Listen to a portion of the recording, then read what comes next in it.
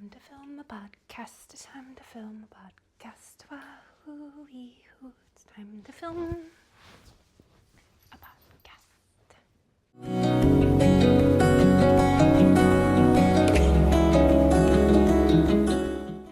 Hi there, my name is Samantha and welcome to my channel. So today we are going to do a standard issue podcast where we're going to go through my finished objects. We are going to go through my works or work in progress and then plans and acquisitions, and I'll wrap up the episode with some little lifey bits, what I've been watching, what I've been reading, just kind of what's been going on in the world and in my life. Well, in the world, absolutely not. We are not going to dive into that because there's some scary stuff going on, guys. Anyways, let's go ahead and get started. And we're going to talk about some finished objects. So from my last episode, I had been working on my Lakes cardigan and I had plans to make one final Musselburgh hat for myself. So my Lakes cardigan was finished, and if you had watched my Chicago vlog, you would have seen me wear it quite a bit, but here she is. Oh, she's not buttoned up all the way. It's fine. But I am so happy. I wear this all the time. It is a fantastic office wear for me as well, so I'll wear it to the office because it gets so cold in the office. If you know anything about living in a warmer climate or Florida, the AC is always blasting. So it is absolutely freezing in our office. So this is on me quite often. Sometimes it's the centerpiece of the outfit. Sometimes I'm just wearing it because I'm cold and I need something. But this is my Lakes cardigan. So this was made out of the Nora Madara and the colorway Saki. And I held that as the pattern recommends with the Issair yarn Alpaca 1, and I think gray is the colorway. It really does create this absolute gorgeous fabric and material. I love all the different pops of color. And I love that they're done in a way that's very subtle. Because as someone who, in my life, I don't wear a lot of color. I'm not a big color person. I'm a big fan of neutrals. I'm trying to mix that up a bit. And I think knitting has been quite inspirational for me in that because there's so many beautiful yarns out there. And it makes me want to use more colorful yarns. But this was a great way for me to kind of slowly dip my toes into adding more color into my wardrobe. So like I said, I made this, my gauge was 14 stitches per 4 inches. I did not count my row gauge. It's fine.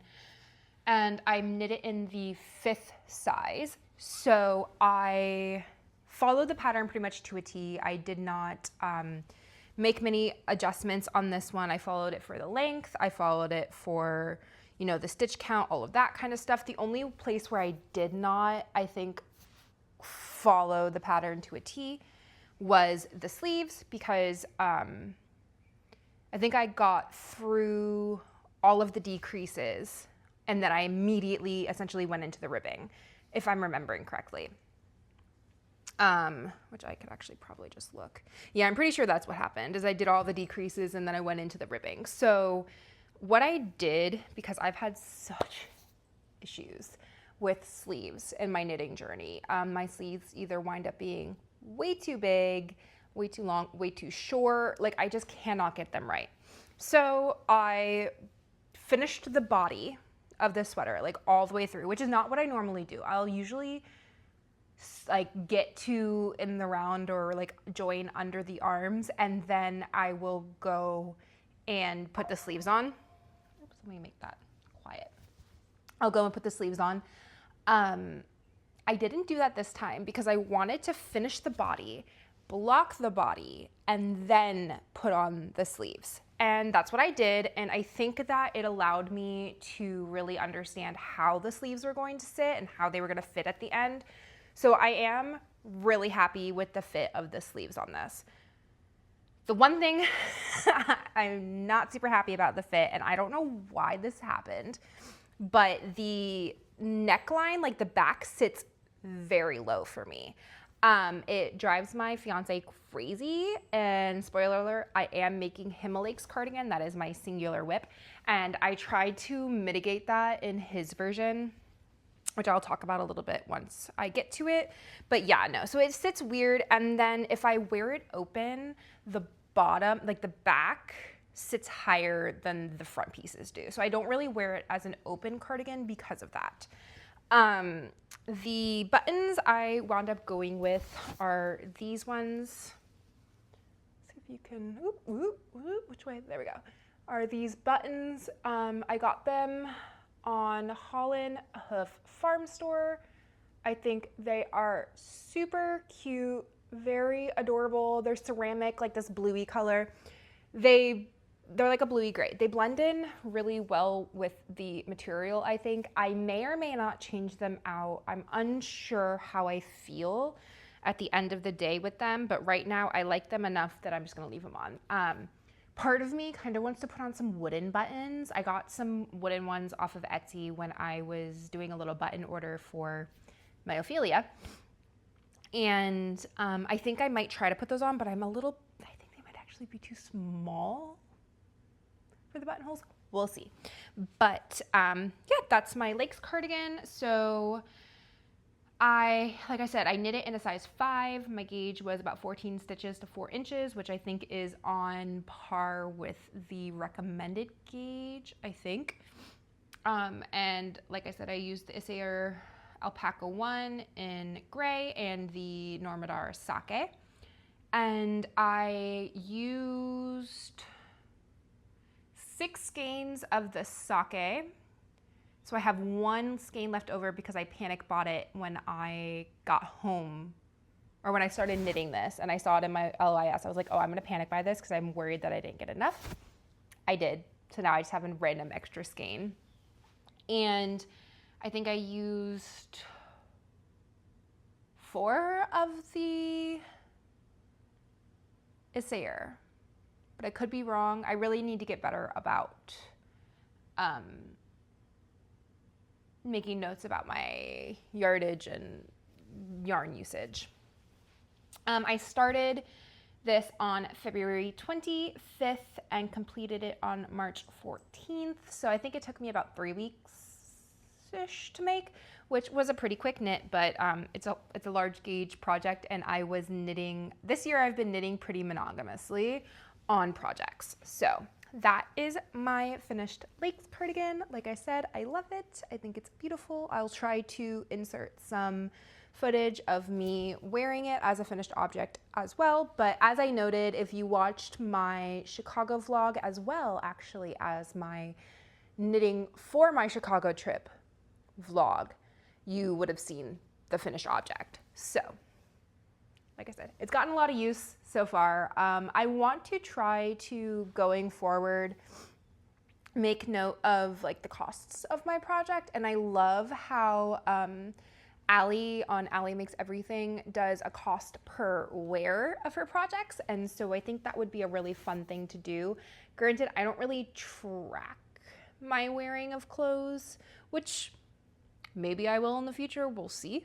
But I think that would be awesome. But I at least want to start tracking the cost of projects. I just, right now, don't know. I could probably tell you based off of current cost of things, but I couldn't tell you based off of what I paid. Well, actually, my partner paid because it was a birthday present when we were in Copenhagen when I got this yarn.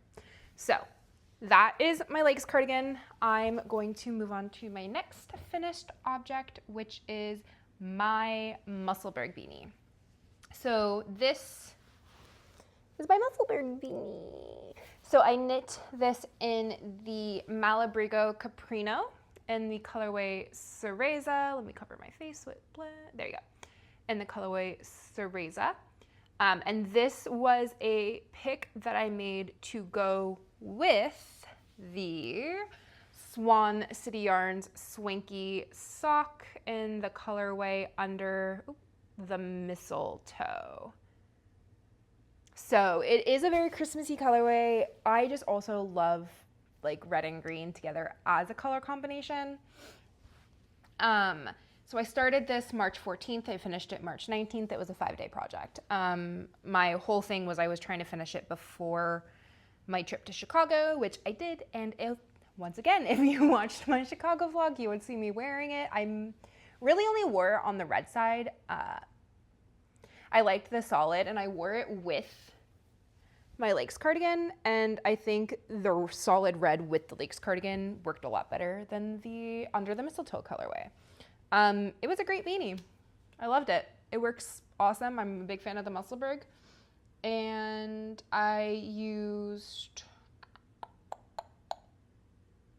didn't use a full skein of Under the Mistletoe because it was a 150 gram skein. I did not use the entire thing. I actually have quite a bit left, I think.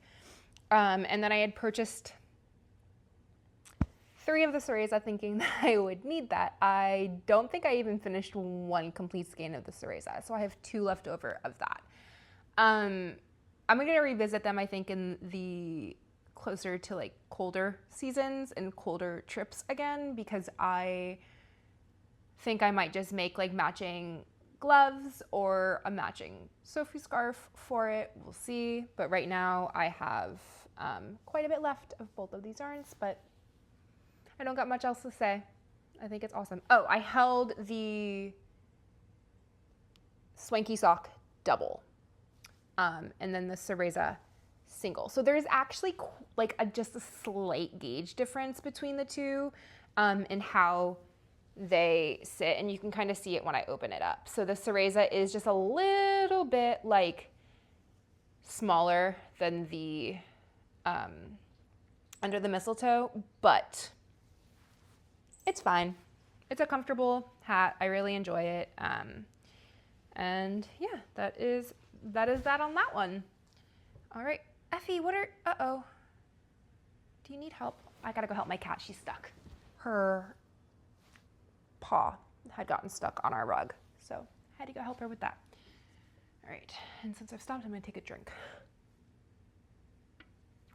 Okay, so that brings us to my final finished object of this episode, which I am wearing, and it is my Ophelia blouse. So you wouldn't have seen this in my last one. I don't even know if I had talked about it in my last podcast, but I knit my Ophelia blouse. What I did is I took the Ophelia blouse pattern, so the open front buttons, and I'll insert some images as well into our video to kind of show you what it looks like. I'm wearing it to go to a museum exhibit today with some friends, so I think I'm going to get some really cute footage. I'm hoping, at least. But I cast this on March 20th and finished April 13th, so it took me, I think, about 3 weeks to do, which was crazy. So I also have a project vlog coming where I'll talk a little bit more, like it's a more in-depth vlog, so I'm not going to give too much on this, just because I do plan on posting that not too long from now. But essentially what I did is I used the Ophelia blouse, and then I also had there's like this trifecta happening of the cats. These cats are crazy sometimes. Teddy. Oh my God, 1 second. Okay, we're gonna hang out and we're gonna film a podcast. Okay, so where was I?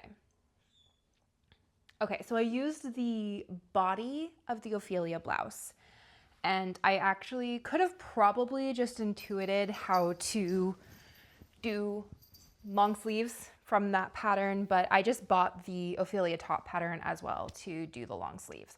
So that is what I did. I did the longer, like kind of belly sleeves with it, and it was a really fun knit. I cast this on in March anticipating this was going to be a long-term whip. You will see that in the vlog, like the project vlog for it. But it legitimately was so quick. I monogamously knit on it, and it turned out to be like a 3-week project, which was just crazy to me. Like the fact that it only took me 3 weeks to finish this fingering weight top with one strand of Knitting for All of pure silk is crazy. I knit this in, I really need to start putting the size that I knit things. I think I did the size 5 on this as well. So it's essentially the large, or no, the 6. I think I did the size 6. In this, it's supposed to, I think, have a little bit more negative ease than it does. I probably could have gone down. I went mostly on my bust. I could have probably added a little bit more shaping in the waist, kind of cinch it a little bit. I do have, I think, like a larger, but oh my God, these cats. She really doesn't like him. He's obsessed with her. It's happening again. Hopefully now I can actually sit here and really do this. I could have done what I was saying. I did the size 6. I probably could have done the size 5, but I like how it fits. I think it fits quite well. There's enough space in the underarms. There's enough space. It doesn't feel like it's too tight. I can wear, because I have to wear, a tank top under it, and it's perfectly fine. I love it. I'll go, like, obviously in my vlog, I kind of go through a bit more of like trials and tribulations. The lace is not perfect. The English mesh lace, I like messed up a couple times. It's not perfect. It's fine. So I bought this yarn actually at the Knitting for Olive store in Copenhagen. I think I used 5 balls of it. I'll have to confirm, but I think I used 5 balls to make this. So I have 3 and a little bit from the 5th ball as well left. So I'm hoping to make something else with it. I had originally purchased it at the Knitting for Olive store to make a dress, but then I realized I don't think I had enough to make a dress. It was a whole thing. So now I just kind of was like, okay, I want to make an Ophelia blouse. I love it. I've already worn this to work once. Like I said, I'm wearing it today. It's a beautiful top. I'm going to stand up so you can see the buttons. So I found these gorgeous buttons on Etsy, and I think they are perfect for the top. They're awesome. I love it. I had a couple options that I purchased, and these were the ones that I liked the most. And yeah, I'm really happy with it. I'm happy with how crazy quick it knit up. And yeah, it was a good time. Oh, I actually also, in my gauge, I went up a needle size because the gauge was way too small in the required needle size. So I knit mine with a US 3, so a 3.25 millimeter needle, the whole thing. And I used a 2.5 millimeter crochet hook to do the picot edge, which it was also my first time doing a picot edge, so that is not perfect at all. But it was a fun learning experience. So that is all for my finished objects, and now we're going to move into my work in progress, because it's one thing, and that is, oh, I didn't finish the row that I was knitting. Oops. Let me see, I'm gonna put some needle stoppers on it real quick so that it doesn't fall apart, which these are actually a little cute little acquisition I just got at my LYS, and they're little dude. It says, eat the rich. So the hungry caterpillar saying eat the rich. And I'm like, same bro, I agree. So we're going to put those on there. All right, so it is the Lakes cardigan that I'm knitting for my fiance. So this also feeds into an acquisition because I got the yarn in Chicago, but it is beautiful. Bad at like, there we go, that's better. It's this gorgeous, oh, it's like really washed out, I think, on screen, but it's this gorgeous like green color that I'm doing, and I cast this on, oh, okay, of course. Whew. Okay, so I cast this on April 13th is when I started this. So the reason why I'm knitting a Lakes cardigan for my fiance is I have tried to knit him 2 sweaters now. I knit him the Dagmar zipper, and the sleeves are so wonky, and I'm not going back and fixing them right now. Maybe one day I will. Not that day is not now. Ripping that back and redoing the sleeves will be for a time when I'm feeling squirrely. The other thing I knit for him was the Anna Cortez pullover, and that was on my Make 9 as my redemption sweater for him. I did not redeem myself. That wound up being a sweater for me because it wound up being way too small. I overestimated how much the superwash would grow. It didn't grow enough in that pattern. Fine, whatever. So I made myself my Lakes cardigan. My fiance put it on and he was like, I like this. I like the fit of it. I was like, beautiful. I'm going to make you a Lakes cardigan because I know I'll do the exact same size, pretty much everything exactly the same, and he will like it. So that's what we did. When I was in Chicago, I purchased the Blue Sky Fibers Woolstock Worsted in the colorway Wild Time. So like I said, that is a acquisition for this episode, and I'm knitting it held with, so I kind of wanted to do a very similar, so I was looking for a worsted held with a lace weight like I did for the for my version. So I was looking, I don't like mohair, and I don't think my fiance would like mohair, so I was looking for a alpaca lace similar to the Isaiah Alpaca one. They didn't have a color that I liked in the Isaiah Alpaca one to hold with this Woolstock worsted because I went with the Wild Time was the colorway that I went with, and I was like, this is the colorway. I need to find a alpaca lace to hold with it. So I asked the folks at Wool & Co, because this is where I purchased it from. It was in person. I asked them what they might have, and I went with the Pasquale alpaca lace, and this is color 37. So it is 100% alpaca, baby alpaca. It is so soft, and it's a beautiful color, and it is a perfect color match to go with. This is the Woolstock worsted. With the Woolstock worsted, which is 100% fine Highland wool. But holding these two together is just perfect in my opinion. I think it works so well. I love the fabric. It's knitting up. It's very soft.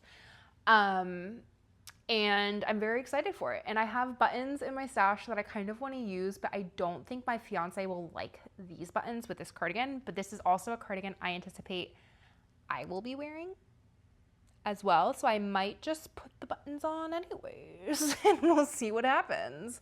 But I don't want to go dig those out of my stash right now. But yeah, I'm really excited. And like I said, this is also an acquisition as I got it in Chicago. So what I'm doing a little bit different with this Lakes cardigan versus the one that I knit for myself is I added an extra short row repeat in the top neckline. So when you knit your short rows in the neckline at the back, like on the back, I added an extra repeat at one of the areas where I didn't knit. So I knit my double stitch, and then I immediately turned again. So I didn't knit beyond the double stitch. And that like added that extra repeat, added a bit more height to the back. I'm hoping it kind of fixes the issue that my fiance had with how my Lakes cardigan fits him. We'll see how it goes, but I think it'll be fine. And it didn't really change the fabric at all, or like the slope of the shoulders. I think it kept the slope the same. It kept the fabric looking nice. It just added that little extra bit of height. And then I'm now at the part where we do the short rows in the back. So I think I'm gonna maybe do the same, or actually I wouldn't have to do it the same way. I might add another short row repeat to the back as well, so that the lower part of the back sits a little lower. So that I think that'll fix my big issue with it when it's open sitting a little bit weird. So we'll see how that goes. But I'm really excited. I'm honestly almost done with this. I started, I think I said April 13th. And then once I'm done with this, I kind of want to transition into summer seriously, like summer knits. Because this was a summer knit, obviously. But I want to try to utilize some of these summer yarns I have. I don't have very many because I've been buying them more, I've been buying more like woolly yarns, I feel like, recently. So I have a lot of those, but I also kind of want to stay within my stash and not purchase anything. So we'll see what happens with that. All right, so that's it for my works in progress. So we're gonna move on to some plans and acquisitions. All right, so you already saw a little bit of my acquisitions. Most of my, actually all of my acquisitions are from my trip to Chicago. So they're in this cute little Firefly Fiber Arts store tote bag that I purchased when I went to Firefly Fiber Arts. And let's dive on in. So the first place that I went on my Chicago yarn crawl that I did on my own was Yarnify, and from there I picked up a mini skein of Leading Men Fiber Arts, just DK, in the colorway Good Luck Babe, and it is 100% superwash merino, and it is to go into my Sweet Shop blanket, which I hope to start soon. Then I also picked up this fun little yarn minder, which came in handy while I was on my trip because I just would put it on and then I could just knit. And I was knitting on this while in Chicago. So I love it. I think it's really cute. It has a little bee and like some honeycomby vibes on it. So super cute. Love it. And then the next store that I went to was, I think I actually went to Nina Chicago before I went to Firefly. And I went to Nina with my fiance. And so there I picked up this skein of Ritual, come on, focus in, thank you, Ritual dyes. And this is the Nina Chicago colorway that was dyed specifically for, can you please focus in and stay focused? Thank you. Specifically for their store. So you can see it's the Nina Chicago. And this is on the Priestess base. So it's the 4-ply DK weight superwash fine merino wool. And it is 218 yards per 100 grams. I'm going to definitely put this into my Sweet Shop blanket, and I don't know, maybe I'll make a hat. Like, I don't really know what I'm gonna do with one skein of DK weight like wool, but I wanted it. It was, the store's specific colorway. And whenever I go to a store on travels that has a colorway specifically for their store, I like to purchase it. So that is what I did with this one, which was really fun. The other, I think I got something else from Nina. Did I get this there? Or was this? No, I think this was from Firefly. Yeah. I think the other thing I got, oh, here we go. This is what I got at Nina. Nope, that's not it. I think that's it for Nina. Oh, and then I got some stitch markers. So I got these cute little, or stitch stoppers. These little lemons, because I love a lemon. And then I got these cute little pickles, because I also love pickles. So I got these two stitch stoppers. Super excited for them. Okay, the next store that I went to on my own, which was Firefly Fiber Arts. And from there, I got a quantity to make the Darcy cape.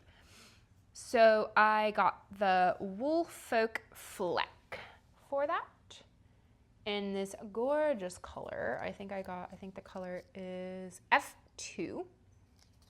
And I wanted to make a cape because I think a cape would be really, really fun for the office. And I think this would be a perfect office color as well. So the Woolfolk Fleck is 160 yards, 145 meters per 50 gram. And it is made out of 90% Ovis 21 Ultimate Merino and 10% Donegal and natural tones. It's super soft. I'm really awesome. It's like really awesome. I'm excited to knit with it. And I think I got 6 skeins. 3, 4. Yes. Yep. I got 6 skeins of that to make my Darcy cape. And I think it'll be enough. The Darcy cape, I think I would have needed 8 to knit to the length that it says in the pattern, but I would not want to knit that long. It's a very long cape, it looks like, so I wanted to crop it. So I think 6 would be good. All right, the other thing that I got, oh, I did get this one at Nina. Oops. So this is their yarn, hand-dyed yarn. For Nina Chicago, it's the Movers and Makers, and this is the Wicker Park sock in the colorway Ruby Room. So this is going to go into my Sweet Shop blanket as well. The other thing that I got, and then at Nina, I just got the tote bag. I meant the Firefly, got the tote bag. So the final yarn store and the last of my acquisitions I have is Wool & Co. So that was a little day trip, which if you watch my Chicago vlog, you will see, where I took a little day trip out to Elgin to visit Wool & Co. I went by myself. There I got the yarn, the Woolstock worsted, and the Pasquale for my fiance's Lakes Cardigan. And the other stuff that I got. So I got this mini skein of hedgehog fibers, which will go in my Sweet Shop blanket. And this is the sock mini in the colorway Plume. I think it's beautiful. I don't think I would ever, because their color, so hedgehog fibers is just like great. Their colorways are awesome. I don't think I would ever knit anything like a full garment in their colorways, but smell weird? No, everything's fine. Thought something smelled weird. I don't think I would ever knit a full garment in their colorways, but I would add it into my Sweet Shop blanket, and I thought this one was really cute. So the other thing that I got was this skein of La Bien-Aimée Merino DK in the color Jinju.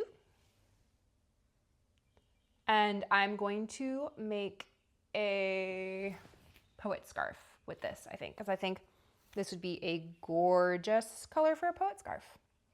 So I wanted to try the La Bien-Aimée because I've heard about it a lot, and seeing it in person and feeling it in person, I was like, okay, I want to give it a try. So it is their Merino DK, so it's 100% superwash merino, and it is 230 meters or 252 yards per 115 grams. So super excited to knit this up. I think it's going to be a beautiful poet scarf.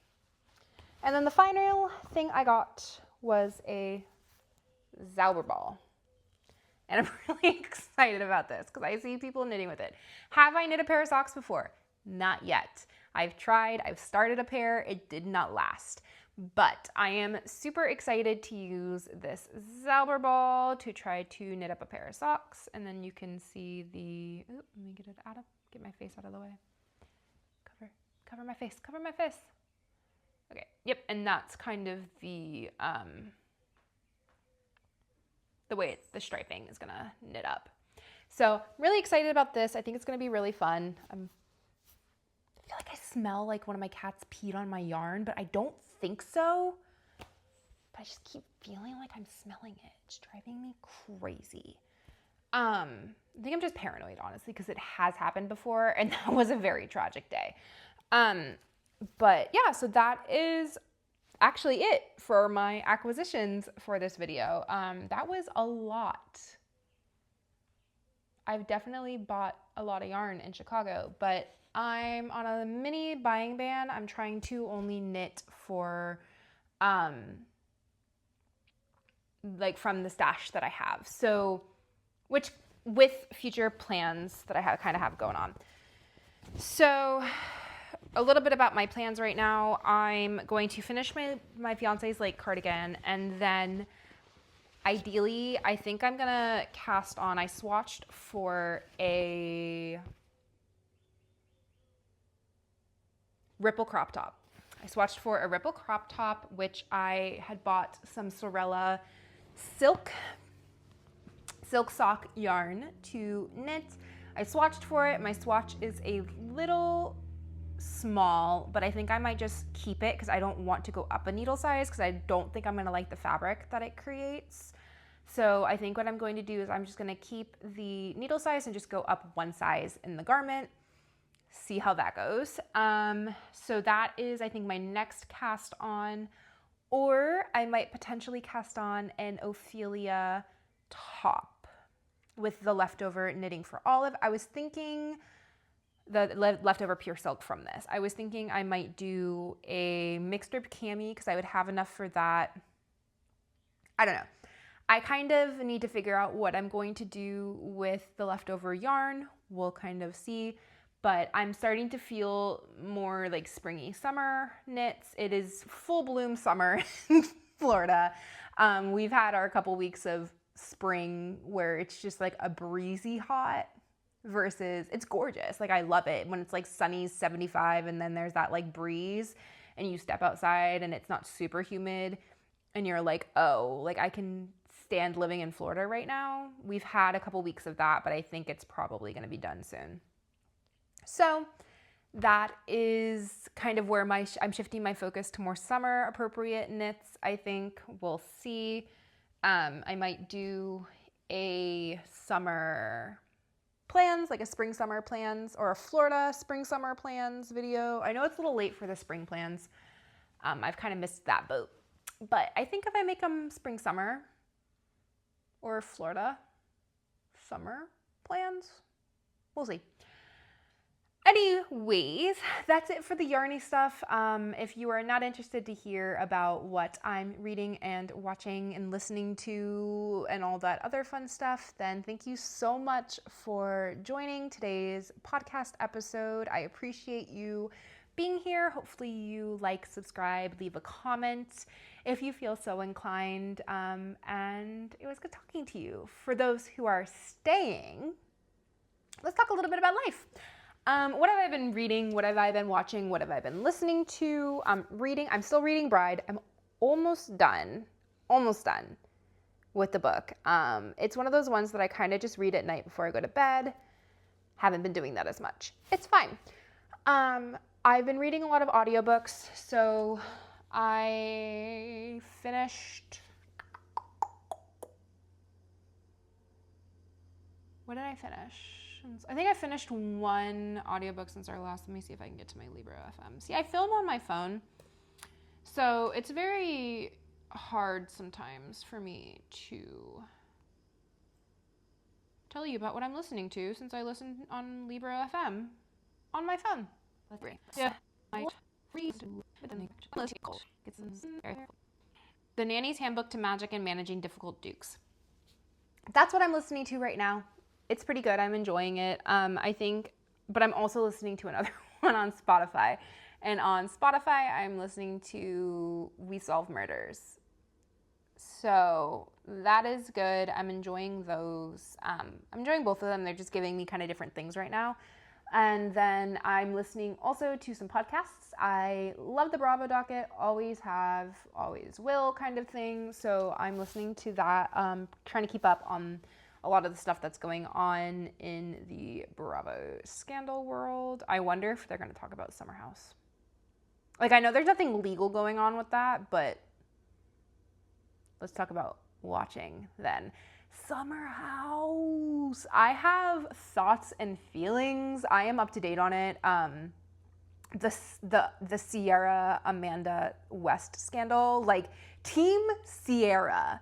I am absolutely Team Sierra. West and Amanda can go like jump off a cliff, I swear to God.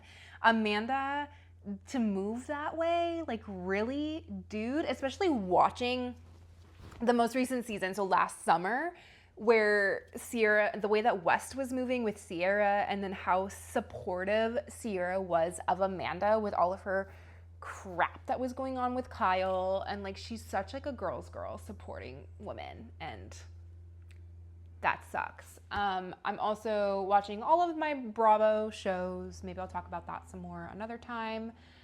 But yeah.